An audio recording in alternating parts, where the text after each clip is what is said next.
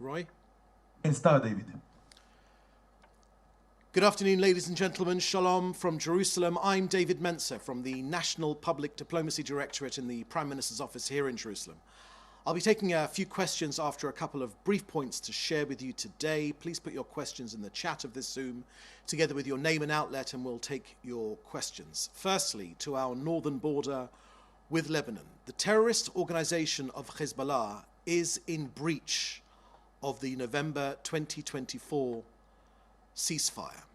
I can confirm that Hezbollah are in breach of the November 2024 ceasefire. Indeed, since April 17th this year, when the ceasefire with Iran came into being, under the direction of Iran, Hezbollah terrorists have fired more than 900 rockets and 1,300 UAVs and explosive drones towards both Israel and our forces operating in southern Lebanon. Now, this point rarely makes the news. Indeed, since the start of the current operation against Hezbollah, 24 IDF soldiers have fallen and one civilian has been killed. Today, Israel lost another precious life to one of Hezbollah's deadly drones which fell in our north. Sergeant Rotem Yanai was just 20 years old and from Givat Ada. The Prime Minister and Mrs. Netanyahu extended the nation's deepest condolences to the family of Sergeant Yanai. The Prime Minister praised her dedication, her sensitivity, and her endless care for her soldiers. He said that her spirit of giving will be inscribed in the hearts of all those who had the privilege of knowing her and serving alongside her. All of us here in Israel embrace Rotem's family and pray for the speedy recovery of those wounded in this incident. May her memory be a blessing.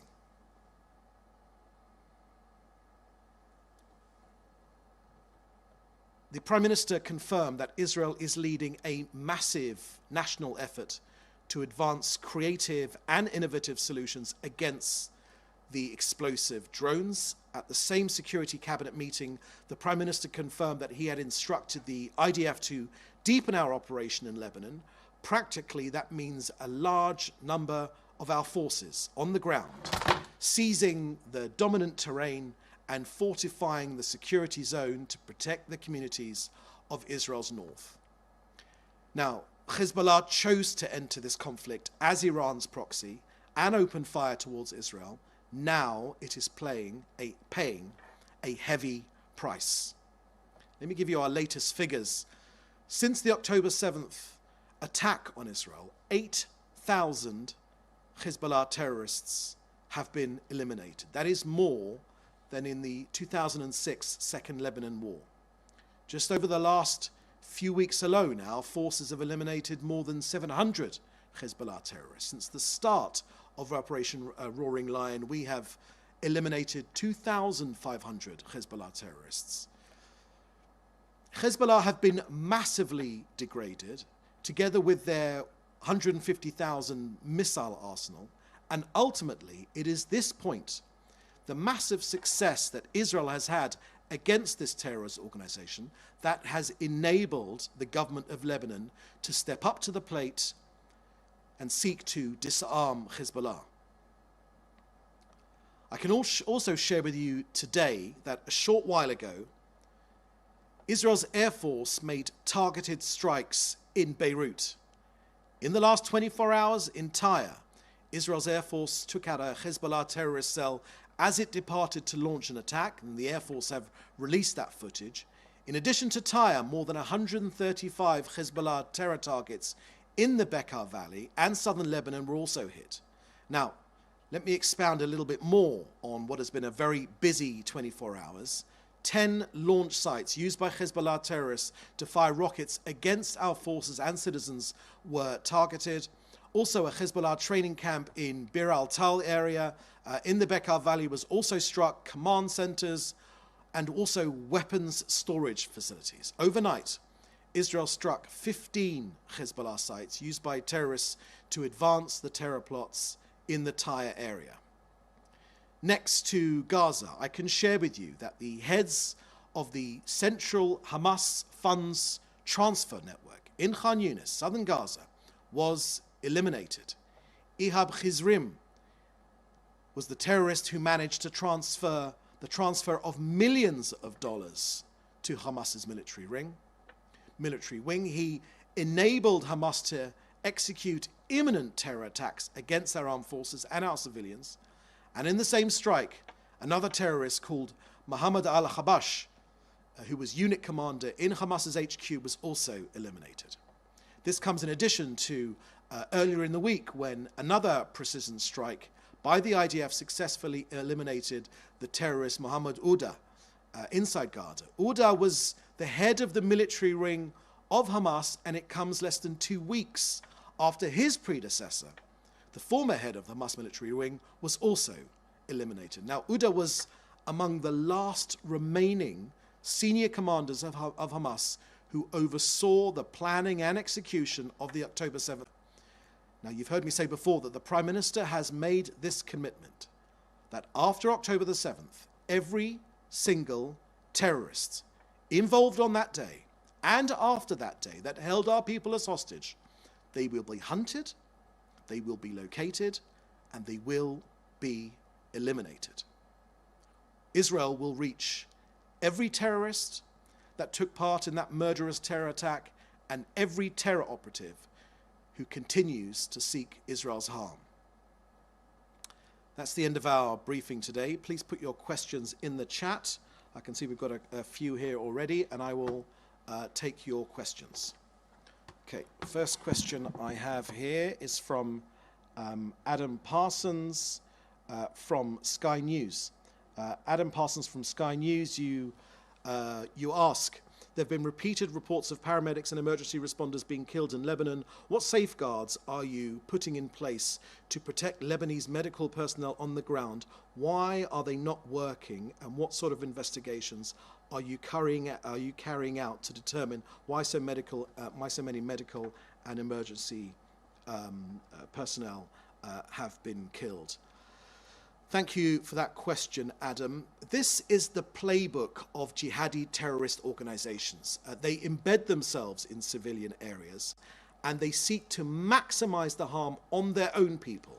Now, Israel is unique amongst armed forces that actually warns civilians to get out of harm's way. Over the last few days, you will have seen those warnings come from Israel's armed forces, and we deliver them in many ways. Thousands of telephone calls, leaflets being distributed, broadcasts on radio and on the internet, all asking for civilians to get out of harm's way so that we can target the terrorists. As in Gaza, as per the jihadi playbook, they deliberately try to maximize civilian casualties. Many times, claims of casualties amongst emergency workers have been proved to be false. Of course, where there are tragic circumstances, where emergency services have been hit or caught in the crossfire, that is a tragedy. But many times these reports are simply false. Adam, we are dealing with a terrorist jihadi organization that wants the death of its own people to win some sort of misguided PR campaign. It failed in Gaza. Sky, unfortunately, fell for it. We do not, and we say again, do not believe the lies shared with you by a terrorist organization. Next question is from Matthew Doran from ABC Australia. Given Israel's announcement last night that everyone in southern Lebanon should evacuate north to the Zerani River and its expansion of ground operations in southern Lebanon against Hezbollah, does Israel still consider the ceasefire announced by the US president in April to be in force in Lebanon? Thank you very much. There's another question here. And if Israel does not consider it to be still in force, can you please explain how it is that the case the case given by intensifying the fighting? Matthew Doran of ABC News. Hezbollah is in breach of the ceasefire. As I started off this briefing, I shared with you precisely how they are in breach of this ceasefire. Since April the 17th, when the ceasefire with Iran first came into place, Iran have been directing Hezbollah terrorists to fire more than 900 rockets at Israel and our armed forces, into Israel's sovereign territory and into our security zone. Together with those 900 rockets, 1,300 UAVs. Iran and their proxy Hezbollah are in breach of the ceasefire. Not Israel, Iran are in breach of the ceasefire. Please do not fall for the propaganda shared with you by this terrorist organization. We're fighting this terrorist organization. We will defeat this terrorist organization, and our actions are enabling the government of Lebanon, who are the rightful representatives of the Lebanese people, to be able to work together with Israel to establish a peace agreement between our two countries, because we have massively weakened Hezbollah, and that has enabled the government of Lebanon to come to the peace table. Our next question here is from Francesca Cisardi from the Spanish newspaper. Could Israel operations in Lebanon undermine the ongoing negotiations between the US and Iran for a broader deal in the Middle East? Thank you for that question, Francesca. Israel has a responsibility to its people to defend its northern border. My fellow countrymen here in Israel that live in our north are facing this Hezbollah terrorist onslaught for years now, and we will not allow the Hezbollah terrorist organization to violate the ceasefire in Lebanon, and we will and we are responding with force to all of these violations. That's what any decent country would do. Make no mistake, Hezbollah is a proxy of Iran. Iran have directed this terrorist organization to increase their fire against us. But the IDF are attacking and destroying Hezbollah's terrorist targets, including terrorists themselves, their command centers, their weapon storage facilities, their launches, their lookout points, their underground infrastructure, their tunnels, their terror tunnels. I can share with you, just as I did earlier in this briefing, but over the last few days, the IDF has attacked hundreds of Hezbollah terrorist infrastructure sites around Lebanon. We always warn civilians to get out of harm's way, because Hezbollah are an organization which seeks to usurp the power of Lebanon. It seeks to take over Lebanon. And that is why we are actually on the same page, on the same side of the equation, together with Israel, together with the government of Lebanon, and we are weakening this terrorist organization. Next question is from Amir Nada from BBC News. What is Israel's goal for the new campaign in Lebanon, occupying all of the south? How will that contribute to stopping attacks and dismantling Hezbollah? Thank you for that question, Amir. I would simply ask you to imagine what would happen if 900 rockets were fired from France into the UK. What would the UK do? What would the UK do if 1,300 UAVs, deadly one-way drones designed to kill, were fired from another country into our own country?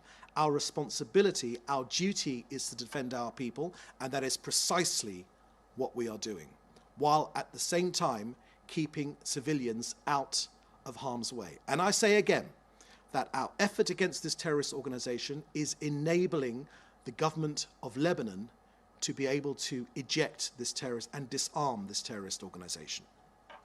Further question from Miguel Flores from Spain's national agency, national news agency, EFE. Can you name the target of today's strike on Beirut's southern suburbs?